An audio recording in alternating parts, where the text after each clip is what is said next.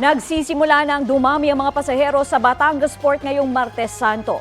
Detalye tayo sa Ulat on the Spot ni Paul Hernandez ng GMA Regional TV, Balitang Southern Tagalog. Paul? Alam mo, Katrina, patuloy yung pagdating ng mga pasahero dito sa Batangas Port na pauwi sa iba't ibang probinsya gaya ng Mindoro, Romblon at bahagi ng Visayas. Oras-oras ang pasok sa departure area ng mga pasaherong nakapag-advance o online booking ng kanilang ticket. Pero marami pa rin sa mismong ticketing office na bumibili.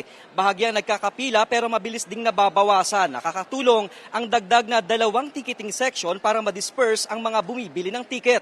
Maganda ang lagay ng panahon ngayon dito kaya inaasahan na mabilis ding makakabalik sa pier ang mga barko lalo't umiiral na ang relaxed schedule sa biyahe ng mga sasakyang pandagat.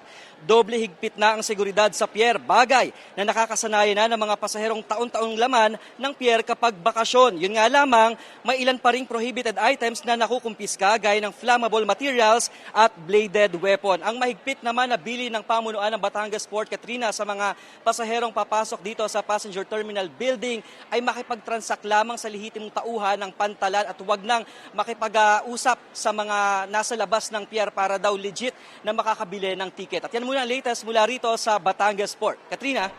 Maraming salamat, Paul Hernandez ng GMA Regional TV, Balitang Southern Tagalog. Kapuso, para sa mga maiinit na balita, mag-subscribe sa GMA Integrated News sa YouTube. Sa mga kapuso naman abroad, subaybayan nyo kami sa GMA Pinoy TV at sa www.gmanews.tv.